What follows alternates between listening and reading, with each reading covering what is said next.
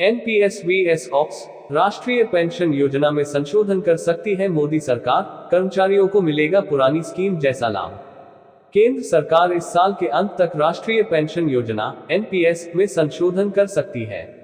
एक अखबार की रिपोर्ट में सूत्रों के हवाले से कहा गया है, वर्तमान में मामले की जांच कर रही एक उच्च स्तरीय समिति की सिफारिशों पर सरकार बदलाव करने जा रही है, जिसका उद्देश्य ये गारंटी देना है कि कर्मचारियों को उनके अंतिम वेतन के आधार पर कम से कम 40-45% सेवानिवृत्ति भुगतान मिले। पेंशन का मुद्दा विवाद का मुद्दा बन गया है, खासकर जब विपक्षी शासन वाले राज्यों में पुरानी पेंशन योजना ऑप्स वापस लागू कर दी गई है और लोगों की भी यही मांग थी। कई रिपोर्टों की माने तो ऑप्स के तहत पेंशनभोगियों को सेवानिवृत्ति के समय उनके वेतन के 50% के बराबर मासिक लाभ मिलता है। हालांकि हम इसकी पुष्टि नहीं करते हैं। सरकारी कर्मचारियों की तरफ से लंबे समय से पुरानी पेंशन योजना को बहाल करने की मांग की जा रही है। इस बीच खबर है कि केंद्र सरकार इस साल के अंत तक नेशनल पेंशन स्कीम एनपीएस में बदलाव कर सकती है। इस संशोधन के बाद ये सुनिश्चित किया जा सकेगा कि कर्मचारियों को रिटायरमेंट के बाद उनके आखिरी दिनों में मिलने वाले वेतन का 40 से 45% पेंशन के रूप में दिया जा सके।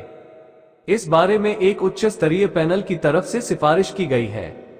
हिंदुस्तान टाइम्स में प्रकाशित खबर के अनुसार इस पूरे मामले से जुड़े 2 लोगों ने बताया कि नए प्लान पर सरकार की तरफ से विचार किया जा रहा है। इस पर सरकार की तरफ से किसी तरह का आधिकारिक बयान नहीं आया है, लेकिन लोकसभा चुनाव को देखते हुए सरकार की तरफ से इस पर जल्द फैसला लिया जा सकता है। इस समय पेंशन का मुद्दा पूरी तरह हावी है। पिछले दिनों कई गैर बीजेपी शासित राज्य सरकार की तरफ से पुरानी पेंशन योजना ऑप्स को लागू कर दिया गया है।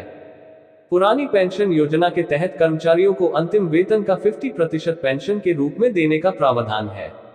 राजस्थान, हिमाचल प्रदेश, पंजाब, छत्तीसगढ़ और झारखंड में पुरानी पेंशन योजना को बहाल कर दिया गया है।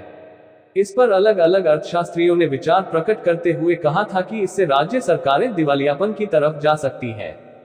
एसबीआई के मुख्य आर्थिक सलाहकार सौम्यकांत घोष ने कहा था कि पुरानी पेंशन योजना वित्तीय रूप से अस्थिर है। इससे राज्यों पर कर्ज का बोझ बढ़ सकता है। एनपीएस को 2004 में लॉन्च किया गया। आपको बता दें, मौजूदा समय में लागू मार्केट लिंक पेंशन प्लान को साल 2004 में लॉन्च किया गया था।